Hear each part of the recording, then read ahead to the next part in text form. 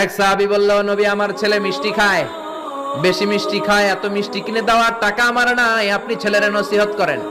বিশ্বনবী বললেন, বাবু তুমি কি বেশি মিষ্টি খাও? ছেলেটি বলল, জি নবী খাই। বিশ্বনবী বললেন, যাও আগামী সপ্তাহে তোমার বাবাকে নিয়ে আবার আমার কাছে এসো।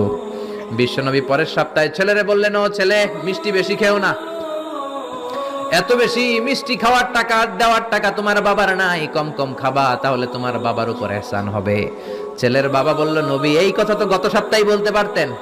বিশ্বনবী বললেন, কেমন করে বলি, কারণ আমি নবী তো মিষ্টি পছন্দ করি। এক সপ্তাহের ব্যবধানে নিজের অভ্যাসটাকে পাল্টালাম, মিষ্টি কম কম খাওয়া শুরু করলাম, আগে নিজে আমল করলাম, তারপরে তোমার ছেলেরে বললাম।